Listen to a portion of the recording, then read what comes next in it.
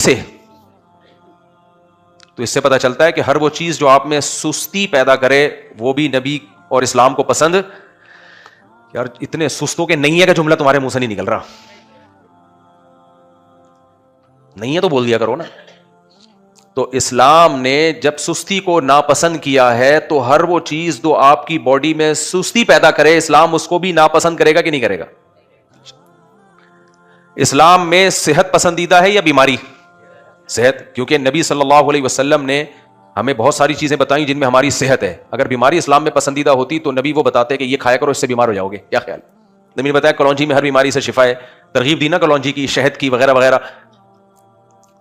تو اس لیے کہ شفا پسندیدہ چیز ہے. ہاں بیماری اگر اللہ کی طرف سے ہو تو آزمائش ہے, اس میں صبر کرنے کا حکم ہے.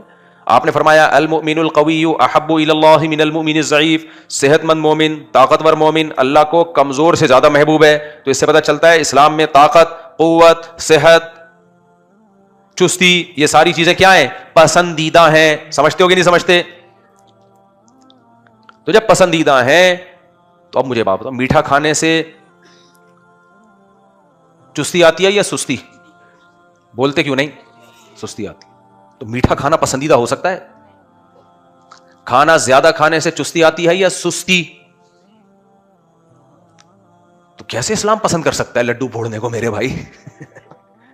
لوگ کہتے ہیں حدیث میں آتے ہیں نبی کو حلوہ پسند تھا. وہ حلوہ یہ حلوہ نہیں تھا, وہ میٹھا پسند تھا جو کھجور یا شہد جو نیچرل ہے, وہ بھی بہت تھوڑی مقدار میں, اور وہ بھی بھوک میں, شدید ترین بھوک میں کھجوریں کھانے کا میٹھا. یہ تو ضرورت ہے انسان کی, اتنی کیلوریز تو چاہیے نا انسان کی باڈی کو.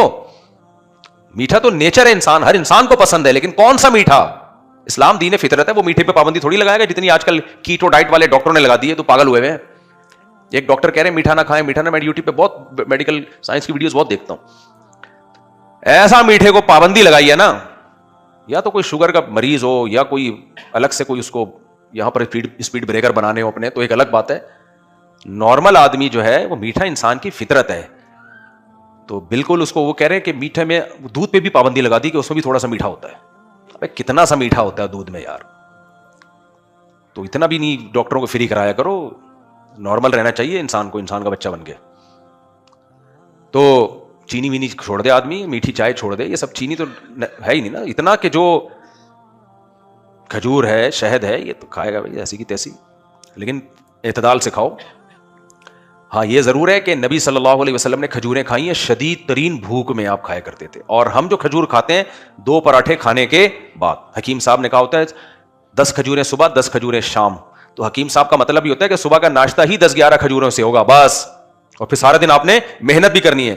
صحابہ کرام اگر 8-10 کھجوریں کھا لیتے تھے تو سارا دن محنت کرتے تھے, کدال لے کے کھیتی باڑی کرنا, ہل چلانا, جنگیں لڑنا, یہ 8-10 کھجوروں پہ ہو جاتا تھا ان کا. 8-10 بھی میں نے زیادہ کہہ دی, بعض جنگوں میں تو 4-4 کھجوریں کھائی ہیں اور جنگیں لڑی ہیں انہوں نے. ہمیں قبلہ حکیم صاحب نے کہا ہوتا ہے صبح 11 کھجوریں کھائیں, تو ہم 3 پراٹھے کھانے کے بعد کتنی کھجوریں کھاتے ہیں؟ 11 کھجور. ایک صاحب مجھے کہنے لگے دودھ بہت نقصان دہ چیز ہے. میں نے کہا کیسے نقصان دہ؟ تو سنت ہے نبی صلی اللہ علیہ وسلم دودھ تناول کیا آپ نے, کہتے ہیں یار جب بھی پیو یہ ہوتا ہے فلانا ہوتا ہے. تو آپ تو کہتے ہو حدیث میں آتا ہے آپ صلی اللہ علیہ وسلم نے تازہ دودھ پیا ہے, تو میں تو تازہ دودھ پیتا ہوں, مجھے تو یہ بلغم ہو جاتا ہے, فلانا ہو جاتا ہے. میں نے کہا کیسے؟ کہہ رہے صبح ناشتے کے بعد. تو ناشتہ تو کر لیا نا تو نے بھائی. نبی نے اول تو ناشتہ کیا نہیں ہے.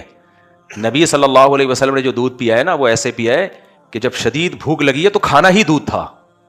سمجھ رہے کہ نہیں سمجھ رہے؟ بس دودھ.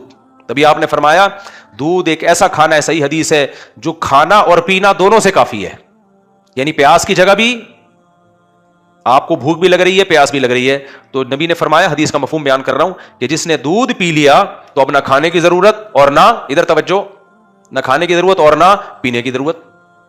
بس میں نے اس پہ حدیثیں جمع کی تھی. آپ صلی اللہ علیہ وسلم گھر تشریف لائے, شدید بھوک, شدید بھوک. اور نبی کی بھوک کا مطلب کیا ہوتا تھا؟ دوپہر کو نہیں کھایا, صبح بھی نہیں کھایا, پچھلی رات کھایا ہے, وہ والی بھوک. اس شدید بھوک میں آپ نے بکری کا دودھ پیا ہے, بس کھانا ہو گیا. یہ والا دودھ باڈی پہ ٹھا کر کے لگتا ہے. ہم جو دودھ پی رہے ہیں, ایک تو اس میں گوالے کا دودھ زیادہ ہے, بھینس کا کم ہے. پھر اس دودھ میں ٹیکے ٹھوکے گئے ہیں. گائے کہہ رہی ہے کہ میں نے اتنا دودھ دینا, اس سے زیادہ میں میری ہڈیوں کا جوس نکل آئے گا. نہیں ہے میرے پاس دودھ, گوالا اس کے ٹیکا لگاتا ہے, بولتا ہے تیرے باپ کو بھی دینا پڑے گا, 4 کلو اضافی نکالتی ہے. تو یہ والا, یہ اس کا اسلام ذمہ دار نہیں ہے, سمجھتے ہو, اسلام اس کا ذمہ دار نہیں ہے. خیر کہاں نکل لیے ہم.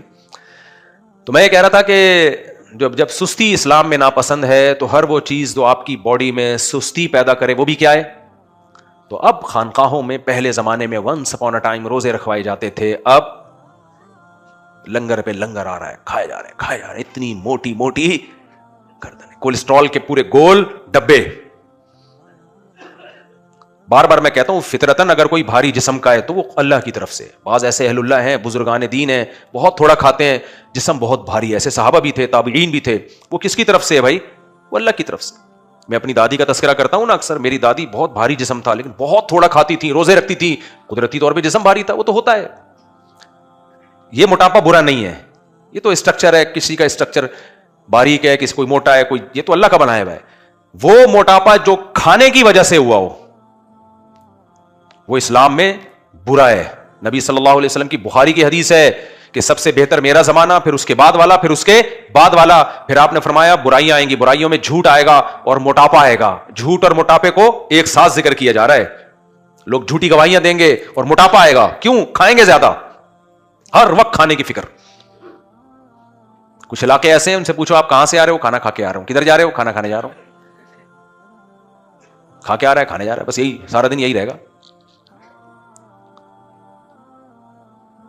تو وہ میں بتا رہا تھا, خانقاہ ان کے پیر صاحب ماشاءاللہ گول, جماعت سے نماز کی توفیق نہیں, بکرے دمبے پھوڑتے رہتے ہیں بیٹھ کے. مریدین بھی ماشاءاللہ, سر اور گردن کا فرق ختم, پتہ ہی نہیں چل رہا گردن کہاں ختم ہو رہی ہے اور کھوپڑی کہاں سے شروع ہو رہی ہے, پتہ ہی نہیں چل رہا. تو بھائی ٹھیک ہے, ان کی انڈیویجول لائف ہے, ہر شخص کی اپنی لائف ہوتی ہے, کھائے پیے, کس نے وہ بولے گا مفتی صاحب تم سے پیسے لے کے تھوڑی کھا رہے ہیں, تو ٹھیک ہے, مذہب کا لیبل مت لگاؤ اس کے اوپر. اس کے اوپر یہ نہیں کہو حضرت جی ایسے نہیں ہو سکتے, صحیح ہے نا, حضرت جی ہوتے روزے رکھتے, کم کھاتے.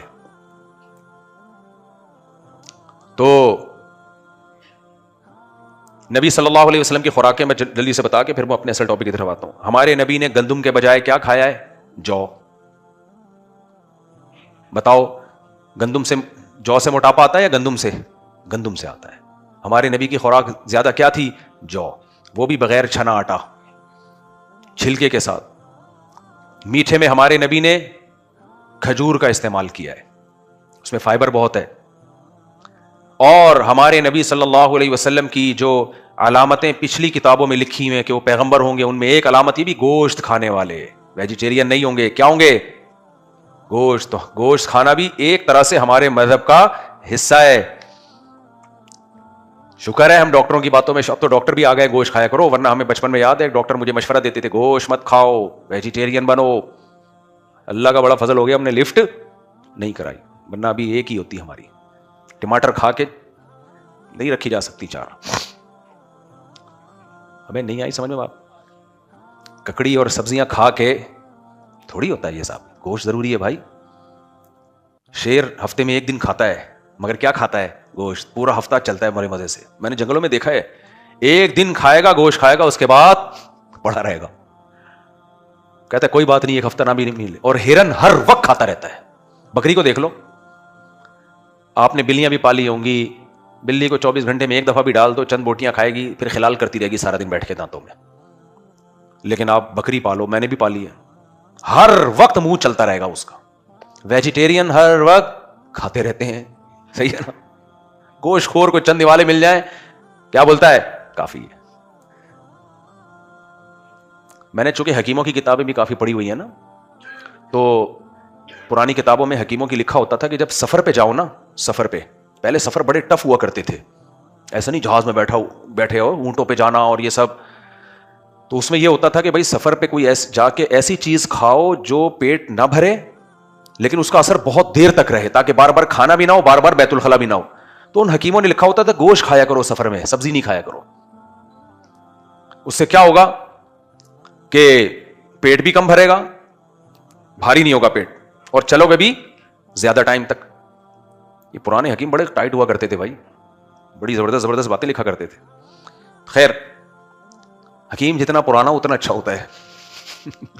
حکیم جو ہے نا, جو لیٹسٹ مارکیٹ میں حکیم آ رہے ہیں نا, یہ ہم پہ تجربے کر کے سیکھ رہے ہیں ابھی.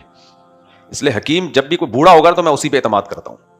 جوان حکیم وہ ابھی تجرباتی, وہ ابھی قبرستان بھریں گے, اس کے بعد جا کے ان کو پتا چلے گا کہ کیا کرنا ہے. خیر,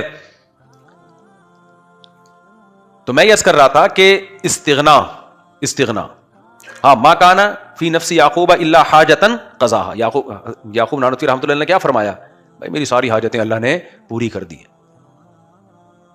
میرے شیخ حضرت مفتی رشید احمد صاحب رحمہ اللہ تعالیٰ کا بھی یہی معمول تھا. جتنا پیسہ آتا تھا حضرت تھوڑا سا رکھ کے گیس بجلی کا بل دیا اور گھر کا ضروری خرچہ, اور اس میں وہ خرچے میں خوراک کو سب سے زیادہ فوکس. میرے شیخ نے اپنا گھر نہیں بنایا, حالانکہ بہت مالدار تھے. انہوں نے کہا مسافر خانہ ہے, نکلنا ہے یہاں سے. کھانا بہت اچھا کھاتے تھے, زیادہ نہیں, اچھا. اسلام میں زیادہ کھانا نہیں ہے, کوالٹی کو فوکس کرو بھائی. ہمارے حضرت کا ناشتہ سیب, ہاف بوائل انڈے, بادام اور بھنے ہوئے چنے, یہ ناشتے ہوتے تھے ان کے. ایک دفعہ میں رات کو گیا تو وہ کھا رہے تھے جو چکن کا پیس ہوتا ہے نا, چیسٹ پیس, تناول فرما رہے تھے. بہت تھوڑا کھاتے تھے لیکن بڑا خاندانی, اور 80 سال میں ماشاءاللہ فٹ فاٹ, پیٹ کمر سے چپکا ہوا تھا. اور فرماتے تھے ان کے لیے رشتہ آیا دوسری شادی کے لیے, کچھ جوان لڑکی عاشق ہو گئی تھی. حضرت نے انکار کر دیا. پھر فرمایا کہ میں نے انکار اس لیے نہیں کیا کہ میں بوڑھا ہو گیا ہوں, میں بالکل جوان ہوں, بالکل جوان. فرمایا میں نے انکار اس لیے کیا ہے, وہ دوسری شادی کے قائل نہیں تھے. وہ کہتے تھے علماء اگر 2 شادیاں کریں گے تو دین کی خدمت کون کرے گا. وہ ان کا خیال یہ تھا کہ مسائل میں پڑ جائیں گے. ان کو کیا پتا کہ انہی کا اپنا شاگرد ایسا نالائق نکلے گا کہ اس کی دین کی خدمت ہی یہی ہوگی. تو آپ کہہ سکتے ہیں آپ نے اپنے پیر صاحب کی رائے سے اختلاف کیوں کیا؟ بھائی اس لیے اختلاف کیا, پیر صاحب سے ہم بیعت ہوئے تھے اسلام پہ چلنے کے لیے, ٹھیک ہے نا. تو ہمارے پیر نے ہمیں سکھایا کہ اسلام کو فوکس کرو. یہ تو میری ذاتی رائے ہے, 2 شادیاں نہیں کرنی چاہیے, ذاتی رائے ہے. اسلام تھوڑی, اسلام تو یہ 4 کیا کہتا ہے. پیر کا مطلب یہ نہیں ہوتا کہ اس کی ہر بات پتھر پہ لکیر ہے, یہ خوب سمجھ لو, یہ ہم نے بڑوں سے ہی سیکھا ہے. پیر کا مطلب یہ ہوتا ہے کہ آپ کا مینٹور ہے, آپ میں اگر کوئی خرابی ہے تو آپ اس کو بتائیں تاکہ وہ آپ کی ٹیوننگ کرے. کوئی برائی ہے آپ کے اندر, اس سے استغنا سیکھیں, دنیا کی محبت ختم کریں, اس کے ساتھ بیٹھ کر دنیا کے مسافر خانہ ہونا سمجھیں, اس سے تواضع سیکھیں. باقی شرعی مسائل میں قرآن و سنت ہے, کسی کی ذاتی رائے کا اعتبار نہیں ہے. یہ ان کی رائے تھی کہ بھائی اس سے مسائل کھڑے ہوتے ہیں. تو ہم نے بعد میں غور کیا کہ شادی کرنے سے بھی مسائل ہوتے ہیں, یقیناً نہ کرنے سے مسائل زیادہ ہو رہے ہیں سوسائٹی میں. آج لوگ مولانا حسین تھانوی رحمۃ اللہ علیہ کی تحریریں میرے پاس بھیجتے ہیں کہ حضرت مولانا حسین تھانوی نے دوسری شادی کی تو بیچارے پریشان ہو گئے. کسی نے پوچھا حضرت آپ نے دوسری شادی کر کے 2 شادیوں کا دروازہ کھول دیا؟ فرمایا کھول نہیں دیا, بند کر دیا. جو میرے حالات, مجھ پر جو مسائل کھڑے ہوئے ہیں نا, اس سے مجھے اندازہ ہو گیا نہیں کرنی چاہیے. لوگ مجھے بھیج رہے ہوتے ہیں. تو میں کہتا ہوں اگر حکیم الامہ حضرت مولانا اشرف علی تھانوی موجود ہوتے تو ہم ان کی خدمت میں عرض کرتے حضرت 2 شادیوں کے بعد بھی مسائل ہیں, لیکن نہ کرنے میں مسائل زیادہ ہیں پوری امت کے. تو مولانا تھانوی بھی اپنی بات سے رجوع کر لیتے انشاءاللہ. سمجھتے ہو کہ نہیں سمجھتے؟ پیر کو فالو کرنا الگ چیز ہے, پیر پرستی الگ چیز ہے. تو پیر پرست علماء دیوبند نہیں ہوتے, کسی اور مسلک میں ہوتا ہوگی پیر پرستی, ہم لوگ کیا نہیں ہے. سمجھتے ہو؟ ابھی جو میرے لیٹسٹ پیر ہے حضرت مفتی عبدالرحیم صاحب, وہاں بھی ہم پیر پرست, ان کو پتا بھی ہے. وہ کہتے ہیں قرآن و سنت کو فالو کرنا ہے, وہ تو صاف ہمیں بتاتے ہیں جہاں میری بات آپ کو لگے قرآن و سنت کے خلاف ہے نہیں ماننا. تو یہ والے پیر بھی مارکیٹ سے شارٹ چل رہے ہیں نا, سمجھتے ہو؟ تبلیغ میں لوگ وقت لگاتے ہیں, وہاں تبلیغ والے کیا کہتے ہیں, مسائل کس سے سیکھنا ہے؟ علماء سے. وہ بھی یہ کہہ سکتے تھے کہ اپنے علاقے کے جو تبلیغ کے پیر ہیں مسئلے بھی ان سے پوچھو. نہ بھائی, وہ کام کے نظام کو چلانے کے لیے وہ پیر ہیں, شرعی مسائل کے لیے کون ہے؟ وہ تو مفتیان کرام ہیں, علماء کرام ہیں. ہم رجال ونحن رجال. امام ابو حنیفہ کا مشہور قول ہے کہ میں مسئلہ سب سے پہلے قرآن سے دیکھتا ہوں, قرآن میں نہ ملے تو حدیث سے, وہاں اپنی رائے کو چھوڑ دیتا ہوں. قرآن کے مقابلے میں اپنی رائے نہیں لے کر آتا, حدیث کے مقابلے میں اپنی رائے نہیں لے کر آتا. فرمایا پھر اگر قرآن و حدیث میں نہ ہو تو صحابہ, اگر صحابہ کی رائے ایک طرف ہو, میری رائے ایک طرف ہو, تو اپنی رائے کو میں صحابہ کی رائے پہ قربان کر دیتا ہوں. یہ امام حنیفہ کا قول ہے, صحابہ کی رائے کو لیتا ہوں. فرمایا صحابہ کے بعد کی جو بات ہے, ہم رجال ونحن رجال, وہ اگر آدمی ہے تو ہم بھی کیا ہیں, ہم بھی مرد ہیں. پھر ہماری اپنی رائے ہوتی ہے, پھر ان کی رائے کی تقلید نہیں کرتے ہم. سمجھتے نہیں ہو نا بات کو؟ یہ جملہ بڑا اچھا ہے, ہم رجال ونحن رجال, وہ اگر مرد ہیں تو ہم بھی کوئی کم نہیں, ہم بھی صاحب رائے ہیں. بھائی صحابہ کی حد تک تقلید ہے, یہ امام حنیفہ کا قول ہے, لیکن امام حنیفہ کے لیے, ہم جیسوں کے لیے نہیں ہے یہ. ہم اسلاف کی رائے پر اپنی رائے کو قربان کرتے ہیں. تو اس لیے پیر و مرشد کا مطلب یہ نہیں ہوتا کہ وہ جو بات کہہ دے پتھر پہ لکیر ہے. ہاں جہاں تک اصلاحی باتوں سے اصلاح کا تعلق ہے اس میں پیر کی رائے کو اپنی رائے پر ترجیح دے. یعنی آپ کی اصلاح کا تعلق ہے, پیر اگر کہہ رہا ہے آپ نے یہ کام کرنا ہے تو پھر آپ نے کرنا ہے, چاہے آپ کی سمجھ میں آئے یا نہ آئے. جہاں تک شریعت کا تعلق ہے حلال و حرام کا, اس میں تو شریعت ہے, اس میں پیر بھی پابند ہے اس شریعت کا. تو ہمارے شیخ کی ذاتی رائے یہ تھی کہ 2 شادیاں کرنے میں بڑے مسائل ہیں, علماء دین کی خدمت نہیں کر پائیں گے. لیکن چونکہ ہم سوسائٹی میں چل رہے تھے نا, جو وہ تو بڑے تھے, انہوں نے اپنے زمانہ کو دیکھا نا, یہ زمانہ تو ہم دیکھ رہے تھے نا. میں دیکھ رہا تھا اپنی آنکھوں سے کہ جس لڑکی کو طلاق ہو جائے اس کی شادی نہیں ہوتی, بیوہ ہو جائے اس کی شادی نہیں ہوتی, اور اس کا حل دوسری شادی کے علاوہ کسی مسئلے میں نہیں ہے. تو اس لیے اس مسئلے میں ہم نے اپنے شیخ کی بات سے اختلاف کیا. حضرت کو نہیں پتا کہ حالات کس طرف جا رہے ہیں, تو وہ تو انڈیویجول شخص کی رائے کو دیکھ کے عمل کو دیکھ رہے ہیں نا, کہ وہ 2 کرے گا تو پھنس جائے گا. تو وہ تو پھنس رہا ہے لیکن قوم کو بچا بھی تو رہا ہے. ایک عورت کو زنا سے بچا رہا ہے, اس کو ٹھکانہ دے رہا ہے. اگر نہیں کرتا تو کہاں جاتی وہ؟ میں تو جب کر رہا تھا تو میں کہتا تھا بھائی ٹھیک ہے, پھر اس کا حل بتاؤ سوسائٹی میں, اس کا حل کیا ہے. تو اس لیے ہمارا تو اطمینان ہونے کے کرنے کا کام ہے خاندانی. اور مجھے امید ہے آخرت میں اپنے شیخ سے ملاقات ہوگی تو پیٹ تھپکیں گے, بولیں گے صحیح کام کر کے, ایک ہی کام تم نے ڈھنگا کیا ہے, ایک ہی کام کیا ہے.